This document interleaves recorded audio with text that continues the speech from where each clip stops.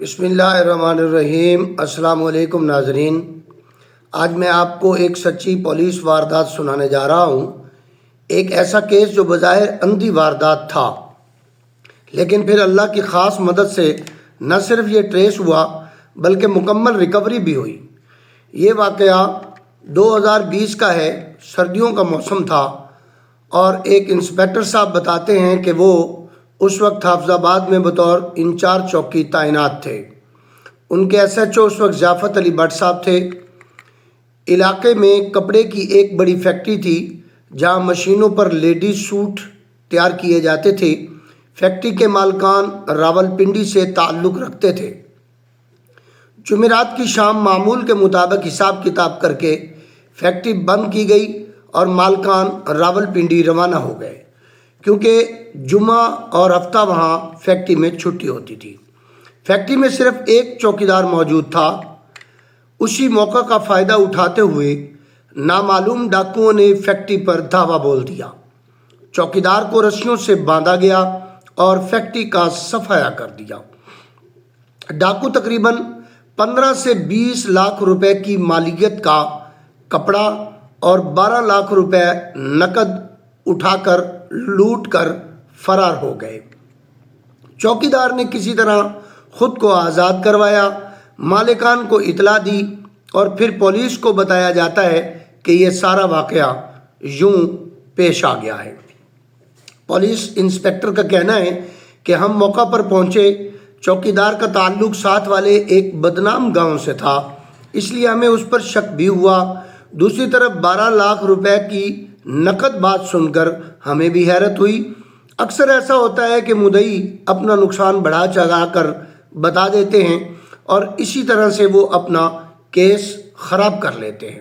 میں بھی اپنے اکثر جو وقوع ہو کسی کے ساتھ ڈکیتی کا، چوری کا، تو اپنے کلائنٹس کو یہ مشورہ دیا کرتا ہوں کہ جو حقائق ہیں وہی لکھوائے، زیادہ بڑھا چڑھا کر نہ لکھوائے، کیونکہ عام طور پر ایسا ہوتا ہے کہ پرے پنچایت بن جاتی ہے اور بات قسم پر آ جاتی ہے، جس میں مدعی جھوٹا ہو جاتا ہے اور اس کا حالانکہ نقصان بھی ہوا ہوتا ہے، لیکن اس کے باوجود اس کا کیس کمزور پڑ جاتا ہے اور خراب ہو جاتا ہے۔ بہرحال مقدمہ کی دفعہ 302 تعزیرات پاکستان یعنی پینل کوڈ کے تحت 392 معذرت میرے منہ سے 302 شاید نکل گیا، 392 ڈکیتی کی دفعہ ہے۔ 392 پی پی سی کے تحت مقدمہ درج کر لیا گیا اور جائے وقوع کا باریک بینی سے جائزہ لیا گیا۔ اندر کے کیمرے بند تھے، لیکن باہر لگے ایک کیمرے میں ایک اے پی وی گاڑی نظر آئی جو 2 بار فیکٹری کے سامنے سے گزری تھی۔ نمبر تو اس کا واضح نہیں تھا، لیکن گاڑی کے پیچھے لگا ہوا ایک خاص نشان کا سٹیکر وہ ایک بڑا ڈیفرنٹ اور منفرد نوعیت کا تھا۔ پولیس نے اس کو اپنی واحد امید بنا لیا اور اسی سے گاڑی کی تلاش شروع کر دی۔ فورنزک ٹیم نے بھی اپنی کارروائی کی، مخبر نے بھی اپنی کارروائی کی، جیل کا ریکارڈ بھی چیک کیا گیا۔ ہوتا یوں ہے کہ جب کوئی ملزمان ٹریس نہ ہو رہے ہوں تو ان کا حلیہ یا اس طرح کی گاڑی یا اس طرح کے حالات و واقعات جیل کے پہلے سے قید شدہ جو ملزمان ہوتے ہیں ان کے ساتھ شیئر کیا جاتا ہے اور اس سے کافی معلومات اکٹھی ہو جاتی ہیں اور ملزمان کو گرفتار کرنے میں آسانی ہو جاتی ہے۔ یہ سب کچھ پولیس نے کیا، مگر پورا 1 مہینہ گزر گیا، کوئی سراغ نہ ملا۔ مدعی پریشان تھے، سفارشیں بڑی آ رہی تھیں، دباؤ بڑھتا جا رہا تھا پولیس پر کہ کیا کر رہے ہیں آپ، ڈکیتی نہیں پکڑی جا رہی آپ سے۔ ڈی پی او صاحب، آر پی او صاحب اور ڈی آئی جی صاحب تک کے فون آ رہے تھے۔ مدعی کافی پریشان تھے، راولپنڈی سے تعلق تھا، ان کے کچھ آرمی میں بھی تعلقات تھے۔ اس طریقے سے وہ بڑے سٹرونگ لوگ تھے اور انہوں نے پولیس کے اوپر کافی دباؤ ڈال رکھا تھا۔ عام طور پر یہ ہوتا ہے کہ مدعی یہ سمجھتے ہیں کہ پولیس شاید ساز باز ہو گئی ہے اور وہ کارروائی نہیں کر رہی ہے، یا لیت و لال سے کام کر رہی ہے، یا رشوت کے چکر میں پڑ گئی ہے، ان کو خرچہ لگوایا جائے گا تو شاید پھر وہ ایسا کریں گے۔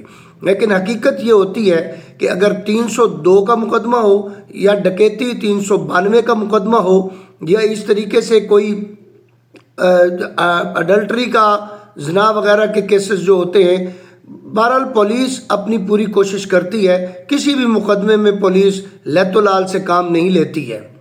خیر یہ سب کچھ کیا گیا، مدعی بڑے پریشان تھے، ان کی سفارشیں آنے لگ گئیں۔ اچھا، اب قدرت نے اس میں ایک خاص مدد کی۔ اب یہ دیکھیں، یہ ایک طرح سے اندھی واردات تھی، کوئی پتہ نہیں چل رہا تھا، جو گاڑی تھی اس کا نمبر واضح نہیں ہو رہا تھا کیمروں میں، لیکن قدرت نے ایک مدد کی اس کو تلاش کرنے میں۔ تو وہ انسپیکٹر صاحب کہتے ہیں کہ جب نیت صاف ہو تو اللہ تعالیٰ راستہ خود دکھا دیتا ہے۔ ایک دن صبح تقریباً 9 یا 10 بجے میں اپنے ڈرائیور اعجاز کے ساتھ تھانہ صدر سے واپس آ رہا تھا۔ راستے میں ہم اسی کیس کا ذکر کر رہے تھے اور دل ہی دل میں اللہ سے مدد مانگ رہے تھے، جیسے کہ ہم اللہ تعالیٰ ہماری مدد فرمائیں اور یہ مسئلہ حل ہو جائے، کیونکہ مدعیوں نے بہت زیادہ دباؤ ڈلوا رکھا تھا۔ انسپیکٹر صاحب کہتے ہیں کہ جیسے ہی ہم چک چٹھا بجلی گھر کے قریب پہنچے تو ایک APV گاڑی ہمارے پاس سے گزری۔ اعجاز ڈرائیور نے فوراً کہا، سر یہ وہی گاڑی ہے، پیچھے وہی نشان ہے جو نشان اس واردات والی گاڑی کے پیچھے ایک بت سا بنا ہوا تھا، وہ تھا۔ میں نے دیکھا تو میں نے کہا بالکل ٹھیک ہے، تم صحیح کہہ رہے ہو۔ ہم نے فوراً گاڑی کا پیچھا کر کے اسے روک لیا۔ ڈرائیور اکیلا تھا۔ ہم اس بات پر پہلے تو پریشان تھے، اگر اس کے ساتھ سواریاں ہوں گی تو کیا کریں گے، لیکن خوشی کی بات یہ تھی کہ ڈرائیور اکیلا نکلا۔ ڈرائیور سے پوچھ گچھ پر اس نے بتایا کہ وہ گاڑی رینٹ پر اور سیلف ڈرائیو پر دیتا ہے۔ جب اسے یاد دلایا گیا کہ واردات والے دن یعنی جمعہ کو گاڑی کس نے لی تھی تو اس نے بتایا کہ کچھ لوگ منگنی یا سالگرہ کا بہانہ بنا کر اس سے گاڑی سیلف ڈرائیو پر لے گئے تھے، اور واپسی پر گاڑی کیچڑ سے بھری ہوئی تھی۔ انہوں نے دھلائی کے پیسے بھی زیادہ دیے تھے اور گاڑی کا رینٹ بھی معمول سے زیادہ دیا تھا۔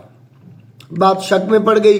اس کی اسی بات کو فالو کرتے ہوئے ہم گاڑی چوکی لے کر آئے ہی تھے کہ انسپیکٹر صاحب کو ایک بااثر شخصیت کی کال آ گئی۔ انہوں نے کہا گاڑی چھوڑ دیں، جتنے پیسے چاہیں لے لیں۔ تو میں نے جان بوجھ کر کہا یہ گاڑی تو ڈکیتی میں استعمال ہوئی ہے۔ جواب آیا گاڑی چھوڑ دیں، اگر نقصان پورا کرنا ہے تو پیسے لے لیں۔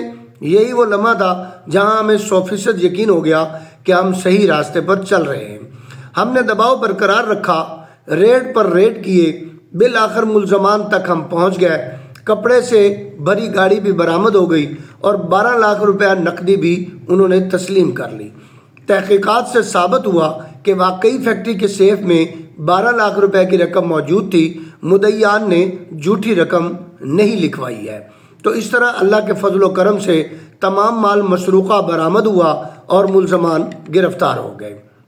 اس واقعے نے ہم سب کو ایک بات یہ سکھائی کہ جب انسان ایمانداری، خلوص اور اللہ پر بھروسے کے ساتھ کام کرے تو اللہ اندھی وارداتوں میں بھی غیب سے مدد فرما دیتے ہیں۔ مدعی خوش ہوں یا نہ ہوں، اصل کامیابی فرض کی ادائیگی اور اللہ کی رضا ہے۔ اللہ ہم سب کو حق پر قائم رکھے۔ اگر آپ کو یہ کہانی پسند آئی ہے تو میری YouTube چینل کو عرفان کرائم سٹوریز اردو کو سبسکرائب کریں، اس کو لائک اور دوستوں کے ساتھ شیئر کریں۔ اگر آپ اسے فیس بک پہ سن رہے ہیں تو مجھے فالو کریں، ٹک ٹاک پہ سن رہے ہیں تب بھی فالو کریں۔ جزاک اللہ، السلام علیکم ورحمۃ اللہ۔